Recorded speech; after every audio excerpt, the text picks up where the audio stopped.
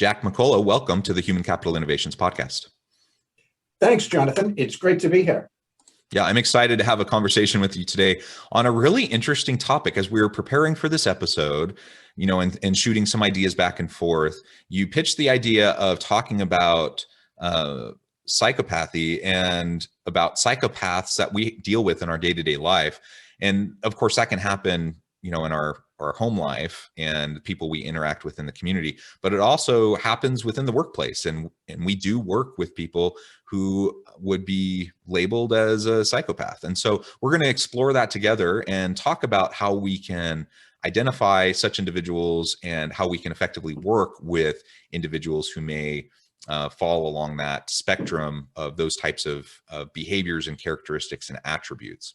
As we get started, I wanted to share Jack's bio with everybody. Jack McCullough is a recognized thought leader in the world of strategic finance. He is the president of the CFO Leadership Council, a global professional society for senior financial executives. His first book, Secrets of Rockstar CFOs, was published in 2019 and has been recognized as one of the most influential books for finance chiefs. He is currently working on his second book, The Psychopathic CEO, an executive survival guide, which will help executives to identify a psychopath in the corner office and to develop a survival strategy for themselves and companies. He holds an MBA from the MIT Sloan School of Management and lives in Massachusetts with his wife and 2 teenage sons.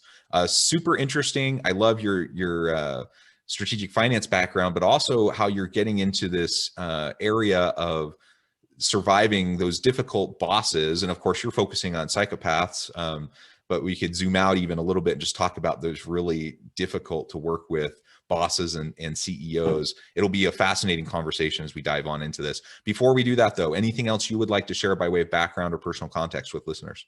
Yeah, no, and thanks for that introduction. Just, one question I get asked, since I do have a finance background, why am I writing a book on psychopathy? And, probably a legitimate question. And I will preface it by saying it's not meant to be a medical book. It is a business book. But I actually worked with a guy several years ago. As you might imagine, I'm going to remain nameless. But I caught, he was running the sales organization for a company at which I was a part-time CFO. And I found out there was a practice, all of the sales representatives were writing side letters. So there'd be a standard purchase order and reseller agreement that came to me, and I'd sign it as an officer of the company. But then unbeknownst to me, they were writing a side letter giving the resellers a right to a refund. And I did not know that, discovered it. And when I told the head of sales, he just got furious with me. I mean, I'll never forget, like him sticking his finger, literally poking me in the chest. He was about this far from me, face to face, yelling over again, how dare you accuse these people, blah, blah, blah. And I actually felt bad for him because I kind of knew I was right. But on the other hand, I thought this guy's as big a victim as me. I mean, this guy, he's totally, defending his team and they're making him look bad. So I had an IT person. I said, look, I need to prove this or disprove it. So unfortunately, I need to monitor some emails to find out how deep this goes. And it turned out the guy that denied it was the one who actually orchestrated it. And he threatened people with termination if they didn't go along with it. And I just remember thinking, like, Meryl Streep would not have given me a more convincing performance than this guy. She's got nothing on him. So anyway, roll the clock a few years later, and I'm in an event. The speaker is an FBI agent, and her particular expertise is psychopathy in the executive suite. And she's describing, I'm like, oh my God, I thought he was just a jerk, but this sounds a lot like that guy. And then towards the end, she said, by a show of hands, how many people believe they may have worked for a psychopath at some point in their career? And about half of us raised our hands. And I'm like, in a way, it was good and bad, right? I mean, the misery loves company thing, right? It's great to know I'm not the only one dealing with that. On the other hand, geez, if psychopaths have such a in-depth, dominant position in corporate America, we're going to have some real problems down the road. So that's what inspired me to write the book. Well, that's super interesting. And we'll get into definitions here in just a moment, because I think that'll be helpful for listeners. I think we're all probably, after you describe that, we're all thinking about, experiences we've had with certain coworkers or with bosses And, would they be clinically diagnosed as a psychopath? So we can get into that a little bit more in just a moment. But yeah, it's just super interesting because those difficult bosses do cause a lot of problems, a lot of angst, a lot of hardship for their people, as people are just trying to navigate organizational politics as it is, and then you add that extra layer onto it, and it's just such a challenge. So as we get started, let's talk with some definitions. Let's start with some definitions. Can you help us define psychopathy, and then talk a little bit about how prevalent it is? Sure. Well, first, a lot of people can compare it to psychotic individuals, and they're very different. Psychotic people have lost touch with reality. They don't really know what they're doing. They might think whatever they might think.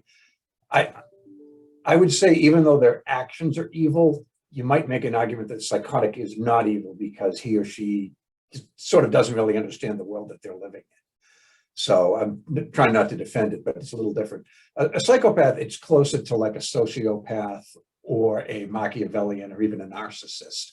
But, some of the big things they have is a complete lack of empathy. You exist solely for the benefit of the psychopath. And if you serve a role in his or her life, although it's usually a his, then they'll welcome you. But if not, they have no need for you. They tend to be a little bit reckless. There's a big thrill seeker element to a psychopath. They can be very remorseless. They simply don't care. If they, close down a factory or something like that, it doesn't bother them as long as it benefits them. It needs to be done. Definite narcissistic traits. And again, the reckless type of unnecessary risks to a company or just even within their own personal life. And that can be anything from business decisions to interactions with their employees or whatever it might be. So if that helps with a good working. Yeah, I think that's helpful. And so how prevalent is it? It's an interesting question because it's not like, say, cancer or diabetes where you can, get an accurate number. The first attempt to quantify it in a corporate setting was done by Babiak and Hare.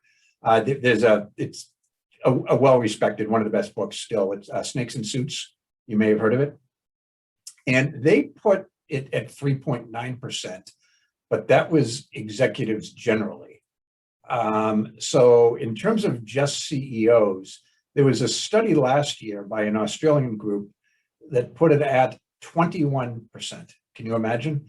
They did a study of American CEOs and concluded that 21% of them are probably psychotic. So I mean, think about that. Anyone listening, think about 1 in 5 of those CEOs out there that have these kind of tendencies or characteristics, if not fully diagnosable as a psychopath. That's a tremendous number. So why do you think that is? Like if 3.5-ish, maybe general population within managerial roles, why do you think it's such a high number for senior executive leaders? Yeah, they're very drawn to it. They want money, they want material things. A narcissist wants fame, but a psychopath doesn't necessarily want fame. There's a lot of ways to distinguish between the two, but one of them is a narcissist thinks he or she's better than you and wants you to know it. And a psychopath also thinks that he or she's better than you, doesn't really care if you know it or acknowledge it. But they're attracted to wealth. So corporate America is a natural place for them. They're very manipulative. They like to, they kind of like having power over people. And unless you just have some incredible talent, like you're a world-class musician or something like that, then, corporate America is a place where they can go and make some good money and influence and power and that sort of things. In fact, the most common jobs for a psychopath to have, the first one is CEO. The second one is media personality. The third is an attorney. And I forget what the fourth one is, but some of the ones that are on the list are a little scary, like surgeon is 7th. How would you like to know that your surgeon's a psychopath, right? If the guy shows up in a bad mood, he could remove your gallbladder or something when you're going and, for a completely different part of the body. So it's a little scary how prevalent they are. prevalent they are. The other thing is a lot of their traits of psychopaths actually help them be successful in a corporate role.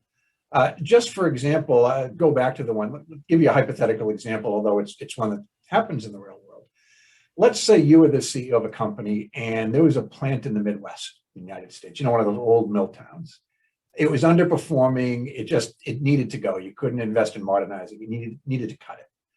But 60% of the people either in the town either worked for the plant or related to somebody who did. So if you were to close it, you'd not only, hurt the people who worked there, you'd probably devastate an entire community.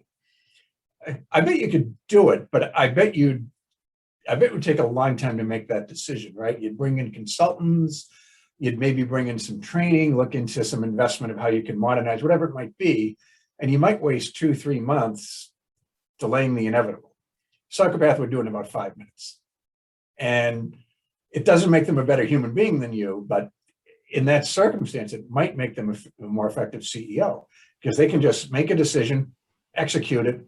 And by the way, they don't care. They're not going to look back on it, right? Yeah. So it appears that they're just very decisive, willing to make the hard decisions. They don't suffer from, what often happens with certain leaders and executives, where they just have this, they're just paralyzed by decision making, right? Decision paralysis, and so that can be a good trait at times, right? To the point that you just made, but at other times we really, I would hope that most leaders would take into account the human costs, the community costs, the externalities associated with the decisions that they're making. And in fact, when we talk about moral and ethical decision making within a corporate setting, those are the types of things that we talk about, the importance of taking into account the impacts on others around us, and this idea of doing no harm and benefiting our communities and creating sustainable outcomes, that are positive for communities, for the environment, for our people. And if 1 in 5 CEOs are psychopaths, they simply just don't care about those sorts of things, do they? They don't. Now, on the other hand, they may pretend to care. And one of the things about them, another thing that makes them so successful, is they're highly skilled actors. They can sort of adopt whatever role they need to succeed in a company, in an industry. And, if their success will be determined by pretending to have a philanthropic bent, they'll go for it. It's interesting. I interviewed one person who told me that he was certified as a psychopath, and I was aware of the possibility that I was being played, but I don't think I was. And he compared his role as a CEO, like getting a CEO job and exceeding it, to online dating, which, I've been out of the game before that existed. But he said, suppose you see an attractive woman and she claims that she likes walks in the woods, French food, and travel to the Caribbean. I want to meet her, so I'm actually going to change my profile to say that I like those 3 things too. To him, it's the exact same thing. He'll play whatever role he needs to get the CEO job that he wants. And he will, just sort of play that role as long as he wants to. And what's interesting is we made it really easy for them. Because when you think about it, you go to almost any company website, you can find out an awful lot about the company culture. You can read about their code of ethics, even the job descriptions that describes the personality characteristics that they're looking for. So, let's pretend I'm a psychopath and you're not, and we're applying for the same job, and you have 7 out of the 10, I have none of the 10, but I'm a gifted actor and I'm going to pretend that I have all of them. I'm probably going to, cut you in line, even though I don't really deserve to be, just based upon my acting skills. So, and what's funny, I interviewed a couple of people for the book, and I didn't want to bias them. My intent was not to deceive them. I didn't tell them explicitly what the book was about because I didn't want them, I just didn't want to bias their answers. I told them it was a leadership book. And so I was sort of asking, what is it that you value in a leader? And, or, who's some of the good ones? And one guy, he met a guy playing a pickup basketball game. And he said he was fighting for a rebound and he was struggling for a rebound, and he punched the guy in the face to get the rebound. And he said, that's the type of guy I want on my team. And he also said this like, he'd punch his grandmother in the nose to close a deal as though it's a good thing, right? And, you know, they didn't know that they were actually describing, you know, a psychopath or a near psychopath to me. So it was very interesting and enlightening conversations that I had with people. Yeah. Well, that's super interesting. So I guess the question is, I mean, if they're really good actors and they see that there's a benefit to them coming across as caring, coming across as mindful of the community, and, you know, the PR spin, and just they want, in order to be successful, they want to be seen as, you know, that figurehead of the organization that people look up to. You know, in that sense, I suppose it's a good thing, or it could be turn into a good thing, because it's driving, you know, hopefully good behaviors based on their desires, right? So even though their motives are maybe not pure, their behaviors might be in line with what we would hope to see from a great leader. And I suppose that's, you know, I don't really care so much what's going on in someone's head, as long as they behave well and act well to others. And so that's one interesting standpoint, or one perspective. But another way to look at it too is, you know, what do you do when you just have the psychopath boss who literally doesn't care and doesn't try to play the role of like a good boss, doesn't try to play the role of someone who does, you know, look out, you know, has a moral compass, has integrity, looks out for their people and such. How do you deal with that? Yeah, it's interesting. And I'll get that. One thing I want to point out to you, you mentioned, you know, some CEOs are successful. And, you know, in the course of doing the research, I was curious, you know, famous CEOs who may be psychopaths. And, you know, one name that came up a lot, and unfortunately he's passed away, but Steve Jobs, right? I mean, founder of Apple Computer, one of the most significant companies in history, certainly of our lifetime. He's made some incredible technological advances, and the world is a better place because of him. And that I know of, he didn't break any laws during the course of his career. And, you know, I think most people would say he was an ethical business leader. Apple's a charitable company. But he's also a guy, I mean, you know, he would humiliate employees in public, which psychopaths are notorious for do. He fired one of his people at one of those Apple conferences in front of the whole world. Apple World, I think it's called. And then sort of there's jerk behavior. He, you know, would park in handicapped spots. He had a daughter that wasn't, you know, from outside of marriage. She lived in poverty. He wouldn't give her any money. They apparently patched it up when she became an adult, but he totally denied her existence for years. In some sense, he also, most strangely, he would actually soak his feet in at the office. He would actually take his shoes and socks off, soak his feet in the toilet, which is, you know, perhaps more weird than psychopathic. But, you know, he checks a lot of the boxes. And let me ask you, would you work for him, Jonathan? Oh, from what I know about him, from what I've read and heard, he would not be the ideal boss for me. Yeah, maybe not, right? But another guy, I personally don't believe he's a psychopath. I just think he's demanding. But, you know, other people have mentioned that he displays some of the traits, and he does. But Elon Musk, Yeah. you know, I would, you know, if you could stand working for Elon Musk, and, you know, he's very demanding, and, you know, he'll yell at you if you screw up and that type of thing.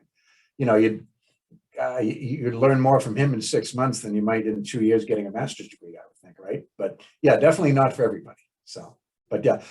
So, you know, getting back, you know, what to do if you're faced with a psychopath who is actually a bad person, you know, and is acting badly. You know, a few things. One thing they do when they meet people, they're building their tribe. So the minute a psychopath meets you, they're sizing you up as a friend or an ally, and they're learning everything about you. And by the way, they can change you to a different bucket or to no bucket at all right away. But they've got a mental catalog of you, and anything you share with them, they're going to use against you if they can. I'll give you an example. There was a CFO that I worked with. He kind of later concluded that maybe the guy was a psychopath, but his son had cancer, and he disclosed this to the CEO. And it was just, he thought it was just two work friends chatting more than anything. And he kind of had it under control. Well, the CEO banked that little bit of information, and he went to the board, And he said, hey, I don't know if you guys are aware of this, but you know, Frank's son has cancer. So he needs our support. If he needs a little flexibility, you know, we need to give it to him, blah, blah, blah. And that seemed like a good guy, right? He's getting the board to take care of him. Their relationship soured, and the CEO decided to fire Frank, which, of course, as you might imagine, is not his real name. So he went to the board and he pretended to still be concerned. He's like, look, his son's gotten a lot worse. For his own good, we need to fire him and give him a generous severance package. His family needs him. He doesn't need the distraction of a job. And they fired a CFO that was performing well just because the CEO viewed him as a threat and there was a painless way to get rid of him. So if you're going to take on a CEO who may be a psychopath, try as best you can remember everything that you talked about him, because he remembers it and he's going to use it against you if he can. The other thing is, you know, understand yourself and understand the mind of a psychopath. They don't want to play fair. They want to win. And in their mind, the fight's not over until they've won. Keep that in mind. This could be a very long fight that might last beyond the length of your employment relationship. The other thing, document everything that you can. You know, everything that might go wrong, you know, record it. By the way, record it on your home email, because there's a very good chance the psychopath has access to your email. If they suspect that you're plotting against them, they're going to go to the IT person. They're going to get them as part of their tribe, and they're going to get access to your email, and there's nothing you can do about it. You'll not know it. The other thing is, avoid the diagnosis and focus on the behavior. First of all, you know, if you call the person a psychopath, you know, you're not qualified to make that diagnosis. I'm writing a book on the topic, and I don't feel like I'm qualified to write it. I think I can help people identify the characteristics of it. But when you get right down to it, I'm not qualified to diagnose a psychopath. So avoid the label, but focus on what they did and why it's bad for the company. And then, you know, I'd also say just do your job extraordinarily well. Be invaluable to the board. It's really tough to fire somebody who's good at his or her job, right? And then I guess the last one is know when to quit. You know, maybe the job's not worth it if this person is going to make you miserable, or make your family miserable, or your employees miserable. So. Yeah. And as you were going through those pointers, you know, that was the one I was thinking about, and you brought it up last, but you know, sometimes you just got to be willing to walk away. And I think it's really important for us to have, you know, prepare ourselves and have different options, so that if we either find ourselves in a situation that we just don't feel comfortable with, you know, ethically, morally, or we're working with people, it's an untenable situation. It's going to negatively impact our personal life, our home life, our family life. You know, there are times you just need to walk away, and there are other times where, you know, you want to put up the good fight. There's other times you want to just kind of make do. I'm not here to tell anyone, you know, what that is for them. You know, it depends on your circumstances, right? But I think having the ability to walk away will ease a lot of strain and tension if you're dealing with that kind of situation with the boss. And like you said, ultimately we can't diagnose it, but you know, I'm thinking about, I've had probably a bunch of bad bosses, but there's only one or two that I'm suspicious that they might have been psychopaths. And ultimately it doesn't really matter though, whether they were diagnosable as a psychopath or not. Their behaviors clearly were problematic, and I'm glad I don't have to deal with them ever again. And I don't want to ever deal with anyone like that again if I can help it. So ultimately I have to, you know, manage my career in such a way that I can make those choices if and when the need arises. Right. I mean, yeah, far be it for me to tell somebody to quit, or when to quit, or why to quit, but it's a battle you'll probably lose, because the war may have started 3 years before you're even aware of it. And yeah, and you mentioned something earlier about power being, now certainly psychopaths aren't the only ones who are drawn to power, but there is a long game there with their consolidation and control of power, and so ultimately you have to decide if that's something you want to deal with on an ongoing basis. It could be for years. And like you said, it could be something you're completely unaware of that started before your awareness of a bad situation. So we just have to balance all of those things. Well, Jack, it has been a real pleasure talking with you. What a fascinating topic and discussion. I really am looking forward to your book when it comes out so I can read more about this. Before we close, I wanted to give you a chance to share with listeners how they can get connected with you, find out more about your work, your book, and then give us the final word on the topic for today. Sure. And my day job, I'm the president of the CFO Leadership Council, which is a professional association for CFOs and their teams. And you can certainly send me an email there to jack@cfolc.com. Or if you want to connect with me on LinkedIn, my LinkedIn handle, is that what it's called? I don't even know. It's simply Jack McCullough CFO at LinkedIn. Love to connect with people, and we can follow each other and start a dialogue that way as well.